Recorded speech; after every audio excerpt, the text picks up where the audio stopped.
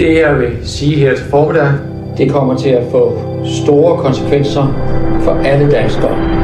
Regeringen, og de bakket op af et enigt folketing, besluttede gradvist over en længere periode at evakuere Danmark på grund af det stigende vandspejl. Har I nogle spørgsmål?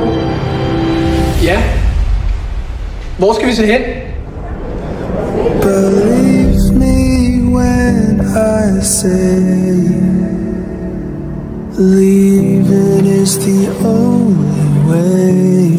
Ja, alle har deres penge i fast ejendom, og det bliver ingenting værd lige pludselig. Man kan jo ikke sælge ejendom i et land, som folk skal flytte ud af. Altså, hele min familie er i Finland. Jeg skal op til hele min familie. Hold fast, imens dit hjerte endnu har blod og varme. Om lidt er vi forsvundne. Som boblerne i bækken. Nu giver du mig de penge, der står på min konto. Og de her mennesker, de venter på, at vi betaler deres løn.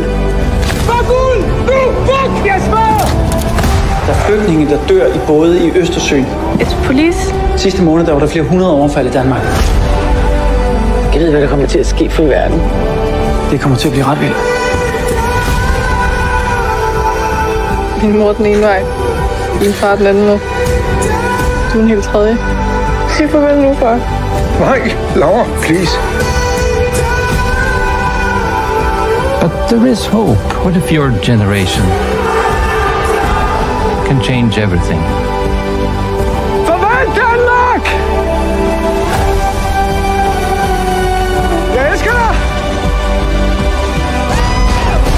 Er I klar til verden? Er I klar til verden? Vi skal bare gå! The Families Like Ours trailer offers a heartwarming glimpse into the lives of two unconventional families. A single mother, Sarah, is raising her teenage daughter, Emily, while a widowed father, David, is caring for his young son, Noah. Despite their different circumstances, their paths cross when Emily and Noah become friends.